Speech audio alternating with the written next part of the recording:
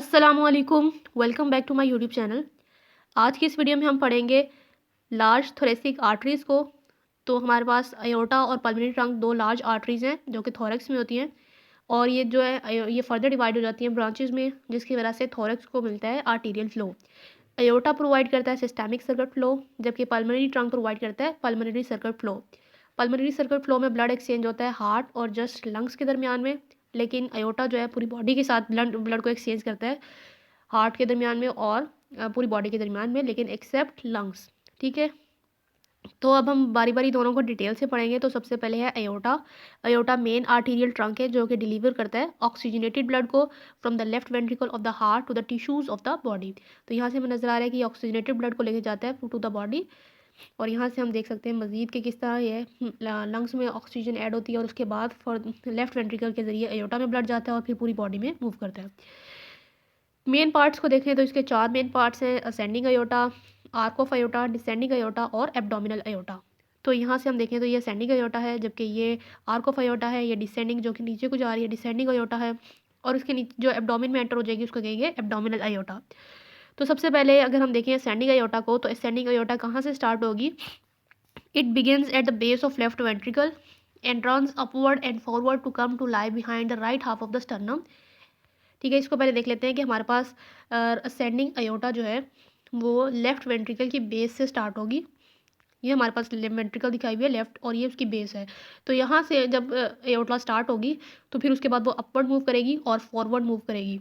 ठीक है, ताकि वो किसके पीछे आ जाए, ताकि वो right half of the sternum के पीछे आ जाए। ठीक है, यहाँ से अगर देखें तो ये बैक यहाँ से स्टार्ट होगी base of the left ventricle से, उसके बाद ये अपवर्ड मूव करेगी और फॉरवर्ड मूव करेगी। अपवर्ड भी जा रही है और फॉरवर्ड जा रही है। ठीक है, और right half of the sternum क्यों? क्योंकि ये हमारे पास ये अगर लाइन को देखें, इससे इस लाइन से हमने स्टर्नम को दो पार्ट्स में डिवाइड किया, राइट हाफ में और लेफ्ट हाफ में। तो ये जो राइट हाफ होगा स्टर्नम का, उस तरफ उसके पीछे ये जाएगी असेंडिंग अयोटा, और उसके बाद स्टर्नल एंगल के पॉइंट पे जाके ये कंटिन्यू हो जाएगी हमारे पास at the level of sternal angle it become continue with the arch of aorta. Arch of aorta के साथ कंटिन्यू हो जाएगी।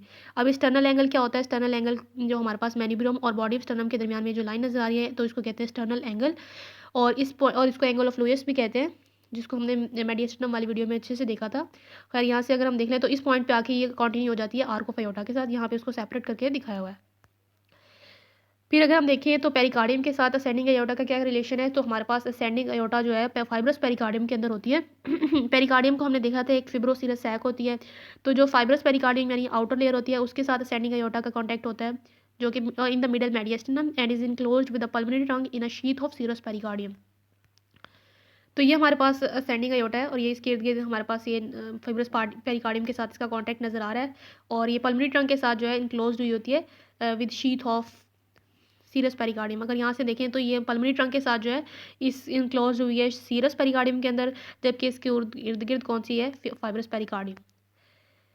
ठीक है, और ये मिडल मेडिएस्टिनम में होता है। मिडल मेडिएस्टिनम को हमने देखा हुआ था, आगे हम मजीद देख लेंगे थोड़ी देर बाद।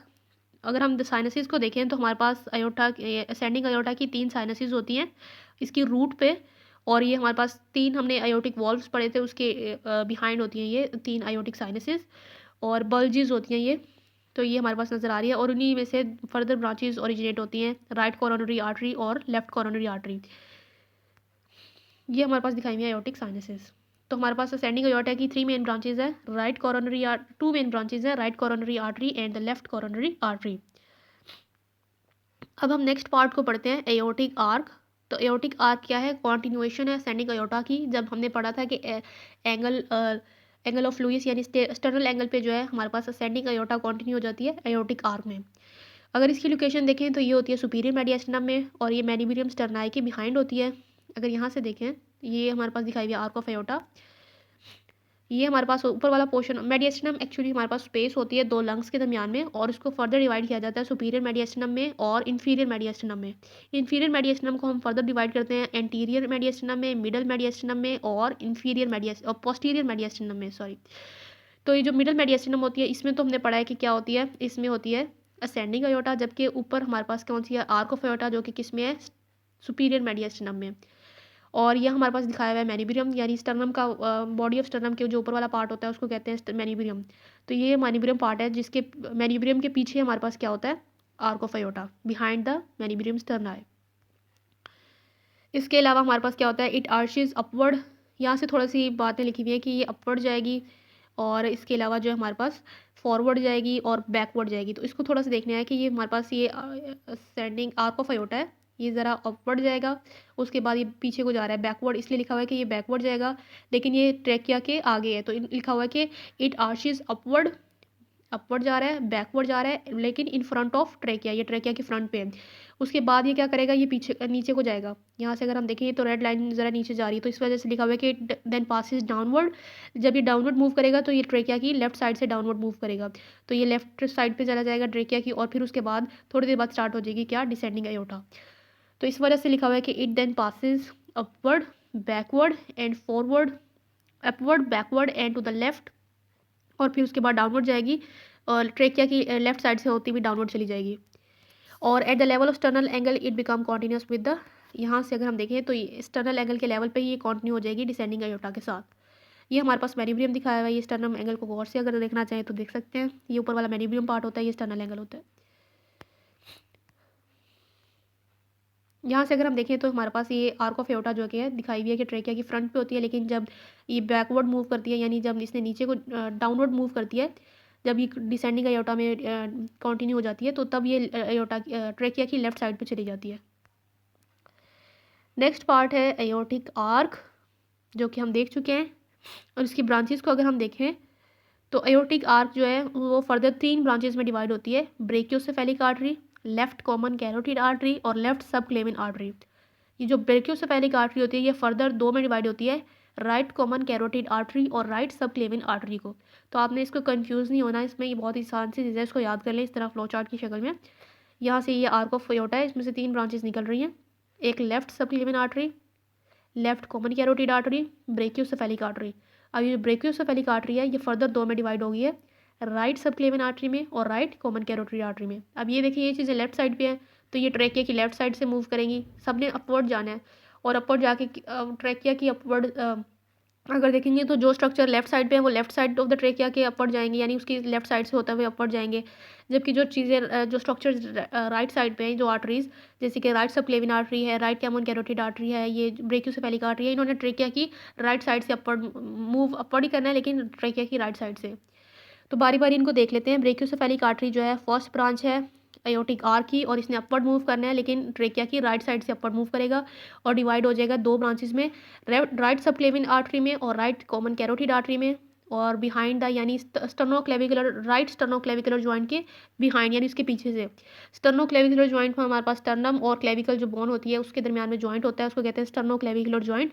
तो राइट साइड जो होती है स्टर्नोक्लेविकुलर जॉइंट की 2 जॉइंट्स होते हैं, राइट साइड पे भी होता है, लेफ्ट साइड पे भी होता है। तो ब्रेकियोसेफेलिक आर्टरी जो होती है वो राइट स्टर्नोक्लेविकुलर जॉइंट की पीछे से होती हुई जाती है और डिवाइड हो जाती है राइट कॉमन कैरोटिड आर्टरी में और राइट सबक्लेविन आर्टरी में। तो ये दिखाई हुई है हमारे पास ब्रेकियोसेफेलिक आर्टरी, जो कि राइट ये ट्रेकिया दिखाया हुआ है, ट्रेकिया की राइट साइड से अपवर्ड मूव कर रही है और डिवाइड हो रही है 2 में, राइट कॉमन कैरोटिड आर्टरी और राइट सबक्लेविन आर्टरी। यहाँ से हम देख सकते हैं कि ये स्टर्नोक्लेविकुलर जॉइंट्स दिखाए हुए हैं।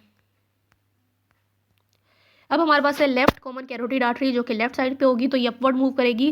तो ये हमारे पास ट्रेकिया की लेफ्ट साइड से अपवर्ड मूव करेगी और फिर ये नेक में एंटर हो जाएगी, लेकिन और ये हमारे पास जो लेफ्ट स्टर्नोक्लेविकुलर जॉइंट होता है उसके बिहाइंड से मूव करेगी। तो यहाँ से हम देख सकते हैं ये दिखाई हुई है लेफ्ट सबक्लेविन आर्टरी, जो कि बिल्कुल बिल्कुल उन दोनों का पाथवे सेम है कि दोनों जो है वो बस लेफ्ट साइड से जाएगी ट्रेकिया की। फिर हमारे पास लास्ट वन है लेफ्ट सबक्लेविन आर्टरी, ये एयोटिक आर्क की लास्ट ब्रांच है लेफ्ट सबक्लेविन आर्टरी, जो कि थर्ड ब्रांच है, ये भी लेफ्ट साइड से मूव करती है। ये आर्क ऑफ अयोटा की ब्रांच है, जो कि लेफ्ट कॉमन कैरोटिड आर्टरी के बिहाइंड होती है। और ये भी हमारे पास जब ये थोड़ा सा ऊपर जाएगी left side of the trachea के, तो फिर एसोफेगस और ट्रेकिया की लेफ्ट साइड से होती हुई ये लंग्स की एपेक्स से आर्क बना के ये एंटर हो जाएगी, रूट ऑफ नेक के बाद ये एंटर हो जाएगी उसमें लेफ्ट आर्म ऑफ द यानी लेफ्ट लोअर लिम्ब में एंटर हो जाएगी। तो यहाँ से देखें तो यही बुक में लिखा हुआ है कि ये हमारे पास it arches over the apex of the left lung and continue towards the left upper limb, यानी लेफ्ट बाजू की तरफ ये चली जाएगी, लेकिन उससे पहले ये जाएगी एसोफेगस की और ट्रेकिया की लेफ्ट साइड से, और उसके बाद ये एपेक्स ऑफ द लंग के ऊपर आर्क बनाएगी और एंटर हो जाएगी left arm of the heart left arm में। तो इतना ही था इस वीडियो में। नेक्स्ट वीडियो में हम इंशाल्लाह पढ़ेंगे डिसेंडिंग अयोटा जो कि और एब्डोमिनल अयोटा को, और उसके बाद हम पढ़ेंगे पल्मोनरी ट्रंक को।